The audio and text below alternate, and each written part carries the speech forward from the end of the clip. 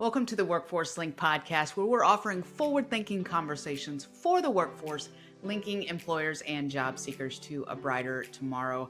I'm your host, Sundi Graham with the Central Workforce Development Region, and I'm glad to be back today. Look, I don't want to waste any time getting into today's episode. I had the honor, the privilege of interviewing Stacy Dismang, and her story is incredible. You're not going to want to miss it. She spent over 20 years in prison, and now she's helping others find freedom. So I'm going to save all the good details for the interview. Seriously, you don't want to miss this. Before we dive in, though, I would love to ask you a favor. If you're enjoying the podcast, please like it, please share it, please save it, all the things. This helps us stay visible, and hey, we can't do it without you, right? Now, whether you're folding laundry, you're walking the dog, or you're dodging emails, you are in the right place. So let's dive into today's episode of the Workforce Link podcast. Well, Stacy, thank you for being with us today. I'm excited to dig in and learn more about you. Thank you for having me. I'm excited to be here. So I've got some questions for you. Tell us just a little bit about your journey before joining the on-the-job training program. That's what you went through, right? Was on-the-job training? I did go through the on-the-job training, and then I went through two programs. And a minute ago, I knew exactly what they were. But I went through two programs through the workforce development. Before that, I had spent roughly 21 years in the Department of Corrections due to substance use disorder. And so I started going to lane change during my recovery journey. And I was working at another place doing housekeeping for a seasonal resort. And some things happened, and I decided that I would like to be working in the recovery field. So I went out to the Career Center and asked them about grants, and they hooked me up, is what they did, which I thought was pretty cool. You know what I mean? Because they enabled me to work here for the first 6 months the first 3 months were no cost to my employer. And the next 3 months they paid half of my wages, which by the time we're a nonprofit. So by the time that my wages were being able to be paid, it allowed the company to make a way for me to get employed here full time. I love that. And what an incredible opportunity getting to pour back into others that way. You know, that role, the peer specialist, I think is an incredible role, a much needed role, because you have the opportunity to speak life into people who've been through the same thing as you have, that will never be able to totally relate with somebody who hasn't. Absolutely. Absolutely. And this is my passion. I believe that the Career Center enabled me to live out my calling, you know? Yeah. And since I've come to work at Lane Change, I've gotten to work with a lot of families who have children in foster care and develop relationships with the Department of Family Services, so that in the beginning, they didn't trust me, you know, so I've been able to build trust with them. And I'm getting ready to go through the family support training so that there's another element. And it's all because I contacted the Career Center and was able to be involved in the program that they have. It was amazing.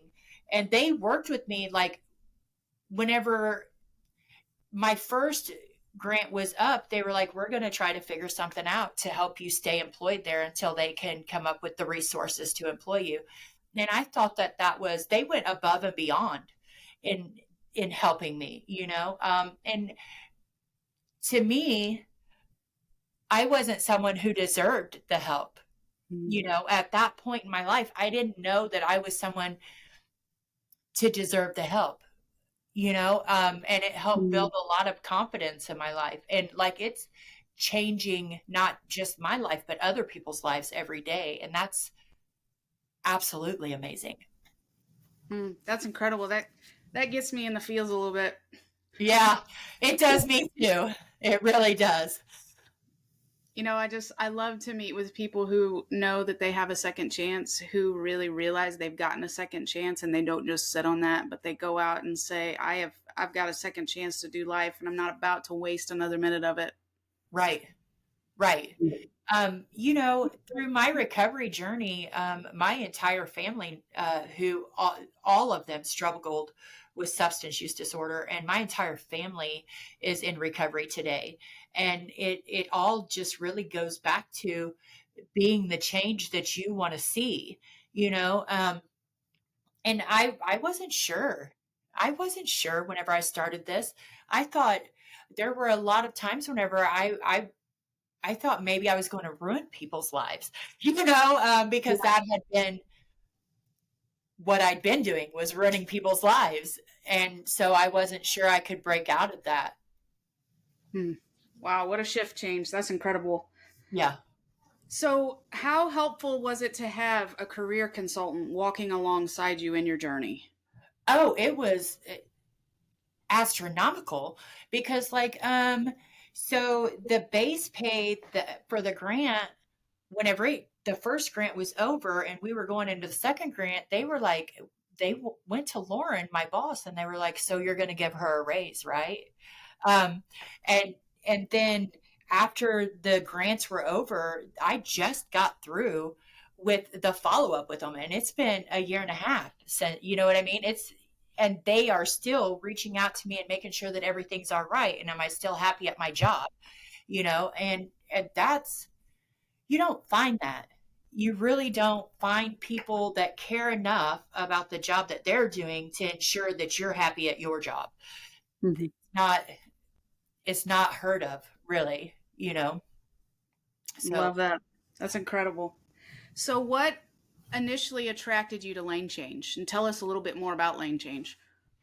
So, Lane Change is a substance use recovery center. We do outpatient treatment for people. We have two peer specialists. We subcontract through a therapist, and then we have a credentialed drug counselor who is our director. And we were founded so that people would have the ability to get into treatment.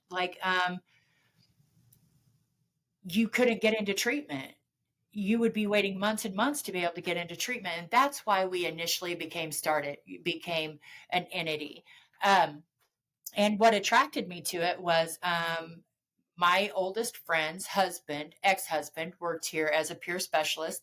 And I had been arrested with another case, and I was facing 35 years non-parolable in prison. So I came to him and I said, look, I don't know if I'm going to go to prison for the rest of my life or not. But I know that whenever my kids look at my life, I can't be the same person I was the day that I got arrested. So he walked with me and mentored me to become a different person, because I was institutionalized. I couldn't spend 5 minutes in the living room without having a panic attack. I was so used to living in a cell. And so he walked me through that. He helped me learn how to become a member of society instead of an inmate, because to me, prison was home and the free world was a vacation, you know. And while I was coming and working at another place, I was doing groups and I started co-facilitating groups. And so I knew, even in my addiction, that I wanted to help other people overcome their barriers. And I knew that I couldn't because I was high. So, working with Lane Change as a participant, as a client of Lane Change, I learned that even as a client, I had the ability to help other people see that there was something different. And he encouraged me from day one to become a peer specialist. And I was like, no, that's not for me. I'm a housekeeper. You know what I mean? And then really, and I don't know if I'm supposed to say this or not, but God showed me that this was my job, that this was where I was supposed to be. And so I told Lauren one day, I was in treatment court, and Lauren is a member of the treatment court team. I told Lauren one day that I wanted to start working here. And she says, I'm homegrown. I am grown from our pack. So, so she encouraged me, and she proctored me while I did the training and the testing and has helped me do my recertification and all of that. Because like we're are the big question is, are you chasing the mission or are you chasing the money? And because I'm never going to get rich at this job, and I never wanted to get rich at this job. I want to be able to pay my bills at this job. But so was I chasing the money or the mission? And I'm absolutely on the mission. You know what I mean? My hope is like that no addict die alone, you know, and that is Lauren's hope. And we help people with all kinds of things. We help them get into treatment. We help them get into sober living. We help them get into trauma therapy. We help their children to be able to deal with things. And it's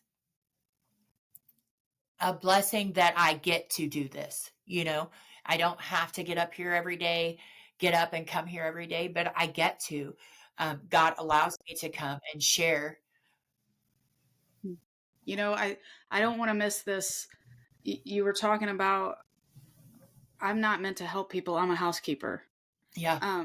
How often do we get ourselves stuck in that of, well, I've always been this way, so this is just the way that it's supposed to be. Right. But when we start to get free, right, and we start to line up with our identities of who God made us to be, that's where everything changes. It And really is. yeah, and when we don't do that, how many people are missing out because we're not walking out in the identity that we were created to walk out. Right. Absolutely. And it was a very, the, how God showed me I wasn't supposed to be a housekeeper anymore. Hey, are you looking to gain real world experience while exploring your career options? The Central Workforce Development Region is here to help. Through on the job training and work experience programs, we connect job seekers with employers who are ready to invest in their future. On the job training, you can earn while you learn, get hands-on experience directly from an employer while receiving a paycheck. It's a win-win because businesses build a skilled workforce and you gain the experience needed to succeed. And then we have our work experience program. So if you're 14 to 24 and have little to no work experience, this program is your stepping stone to a brighter future. You'll gain valuable skills, you'll make professional connections, and strengthen your resume, all while getting paid. Plus, we offer additional programs, including our youth employment opportunities, CDL training, healthcare training, and more to help you gain the skills and certifications needed for a successful career. You can start your journey today by visiting cwdregion.com/training services and find your nearest Central Region Job Center to learn more. That's cwdregion.com/training services, and I will share the link in the show notes. Was my boss was a minister, and one of my girls that I had hired was a fentanyl addict, and she came to work sick, dope sick. And she called me, and we're in Bennett Springs, which is a state park. You're not allowed to be in the water unless you have a fishing pole. You know what I mean? And she called me and she said, "Hey, they're baptizing down here at the spring." And I was like, "No, they're not. They are not. It's against the law. They are not doing it. And so get to work." And she said, "No, really, Stacy, they're baptizing. And I promise, if you'll let me get baptized, I will never get high again." And so I was like, "You know what? If they're baptizing, do it." And I as soon as we hung up, I prayed so hard, you know, because it wasn't about if she ever got high again. It was about I knew where she was going to go if she did relapse and die. And my friend that was working in the van with her called me not even a minute later, and she said, "You have to get here right now." And I drove down there and I watched her jump into the water and get baptized. And she was literally dope sick. And she came out of that water and she was not sick, you know? And so I called my boss and I said, "You're never going to believe what happened." She's like, "What?" I said, "Guess who got baptized?" She said, "Better not be anybody." And I said, "Yes, Jessica just got baptized." And she flipped out. And I mean, she started cussing and she flipped out. And I was like, "Hey, aren't you a minister? You know what I mean? She was like, she's on the clock. I said, I'll give you that minute and a half that she was getting baptized. I'll pay you for that. You know what I mean? If that's what you want. And I said, and it's not about like her being at work. Whenever God knocks at the door, you answer. And that was whenever I had already been praying about a change in my life. And that's whenever God was telling me, this isn't for you anymore. This isn't the place where you're supposed to be helping people, because I was bringing homeless girls in. Um, and I would give them a ride to work every day. I would buy their outfit for work. I would buy their drinks and their food for work, and their cigarettes if they needed them. And I was just loving them and giving them the opportunity that no one else was giving them. Mm-hmm. And I thought that that was my purpose. I thought that my purpose was to pick people up out of the street that were struggling with addiction and bring them in and love them until they could love themselves at Bennett Springs. But that wasn't, and it took and my friend that got baptized that day did eventually end up dying from a fentanyl. Um, but I'm not saying it's okay, but at least I had the comfort of knowing whenever she'd passed, Yeah. that it all that's over, Yeah. all of that is over, and she is where she's supposed to be, and that's with God, Wow. Yeah. That's a lot. Yeah. Yeah. She didn't get free this side of heaven, but she's free now.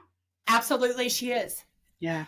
And nobody could ever say that she ever stopped trying, because she would fall down, but she would get back up and dust herself off and try again, Mm-hmm. Which is what we all do, right? I mean, right. You can't really put a label on it. We all have our own struggles. They all just have different labels. But isn't that what we really are all trying to do, is take the next right step? Absolutely. Absolutely. It is what we're all trying to do. I mean, and if you're not, eventually, hopefully you will. Like, right. I'm praying about it. Right. Right. So what do you think has been the most rewarding aspect of working with Lane Change?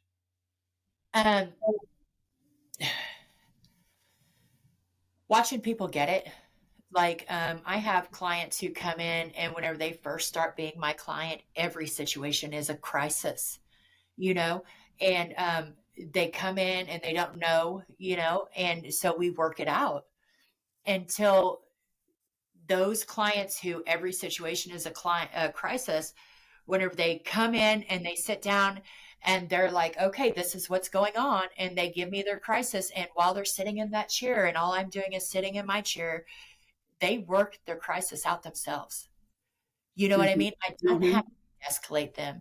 I don't have to try to help them figure out what the route is and what the best route and possible outcomes are, because they're doing it themselves. And I've watched my clients get their children back and build happy, healthy lives. And that is so rewarding in and of itself, You provide a safe space. Yeah. Yeah. Yeah. That does a lot. I'm still just loving them until they can love themselves. Right. Which is like my mission. Like, I'm going to love you till you can love you. I love it. I love it. So what do you think were some of the challenges that you faced during your training, and how did the program, the WIOA program, help you overcome those challenges? Well, I was completely computer illiterate. Like, I was completely computer illiterate. And like, they allowed me to have the time to dedicate to learning to not be Chromebook for seniors is what I ended up getting, was Chromebook for seniors. So and basically the whole time was just giving me the space to build my own confidence, and them helping me to build my confidence, because like, anytime that I thought that maybe I wasn't doing a good enough job, all I had to do was call Donella and talk through with her, you know what I mean? And she would come to the office and visit me, which was pretty amazing too. Who does that? Like, where can you get that type of service provided? Phone conversations that were uplifting. And of course, at the Career Center Workforce Development, they can't talk to us about your spiritual life, but unless you bring it up. And so, and I'm a believer, and so I'm going to talk about him because he is what made this possible. Yeah. He is what gave me the idea, who gave me the idea for the Career Center, because I didn't go in there originally looking for funding to be a peer specialist. I went in there looking for funding to go to school to be a drug counselor, and I didn't qualify because of my wages, for the funding. So, it's all a part of the plan. That's right. That's right. So you don't have to share specific numbers, but can you discuss how much your pay increased as a result of your participation in the on-the-job training program and your completion of training? So to be honest, my first year, I lost money from the housekeeping job because whenever I was there, I worked 7 days a week, and I worked in multiple sections of the park. So I lost money, and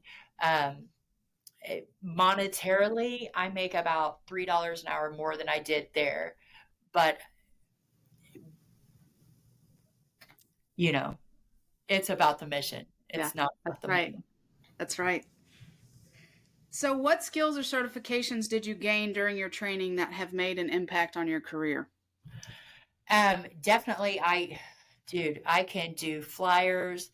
I can make t-shirts. I can do banners, spreadsheets, timesheets. Like, I can do all things computer almost now. I'd like to say that, but I'm still kind of computer illiterate on some things. Like this was difficult for me.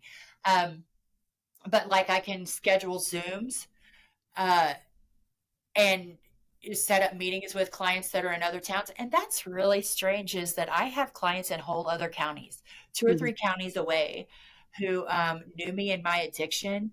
And so they're still struggling, and they would like for me to be their peer specialist today. And I've gained a lot of people skills. Like, I used to be pretty abrasive, and now I'm not as abrasive. You know what I mean? Yeah. I've built a lot of network. I'm also a member of the treatment court team in Laclede County. I was in treatment court as a participant, and now I am a member of the team. Wow. So developed a lot of positive relationships. That's incredible. Yeah. Wow. That leaves me pretty speechless. How has your experience at Lane Change influenced your view on substance use, outreach, prevention, education? Well, I used to think that there was no real option, and that there was no long-term recovery, that it wasn't sustainable. And now I know today, because I'm in long-term recovery, today is the 20th. I am 42 months and 15 days in recovery today. So I know that recovery is possible, and I see that recovery is possible, so it's changed it a lot. And I used to think, like, relapse, if people kept relapsing, they were never going to get clean. And now I know that, like, it's all just a part of the process. You don't have to relapse, but if you do, you can start again, and you haven't lost the lessons that you learned in the beginning, So true. So what advice would you give somebody considering joining the on-the-job training program or pursuing a similar career path? Oh, do it. If it's your passion, what is your passion? What excites you whenever you think about it? and figure that out and figure out if you can pursue that. Like, is there a way to make that your career? And workforce development, they will help you figure out how to do that. They will help you find a program that can put you in the line of your passion. Yeah. Well, I mean, I've only known you for 20 minutes, Stacy, but I just want to say I'm so proud of you. Thank you. And it has truly been an honor to just have this conversation with you. And success stories like this are the reason why we in workforce development show up to work every day. Right. Thank you. Will be forever grateful for the opportunity that I was given by the workforce development. It has changed my life, not just my life, but my husband's life, my children's lives, my whole family's life. Really. Yeah. Love it. Is there anything else that we haven't talked about today that you want to share with us? No, I'm so grateful that you guys asked me to be a part of this. And where can we learn more about Lane Change?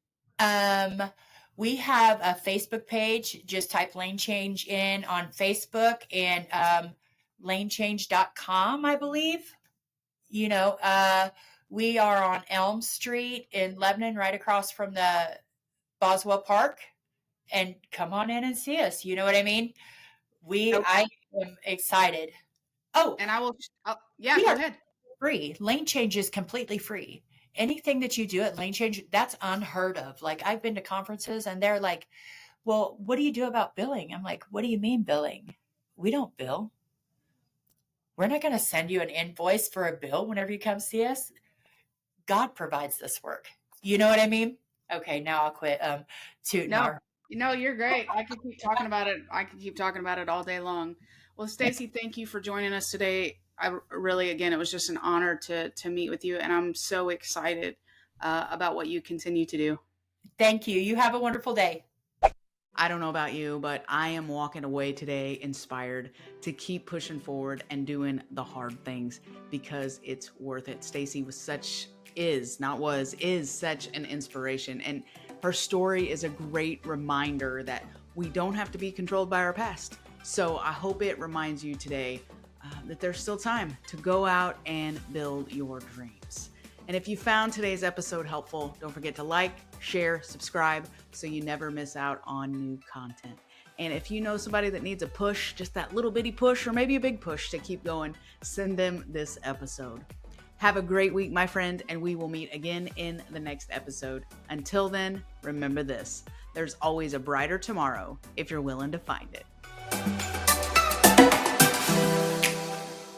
The Central Region Workforce Development Board Incorporated and COPIC are equal opportunity employers and programs. Auxiliary aids and services are available upon request to individuals with disabilities. Missouri Relay Services at 711.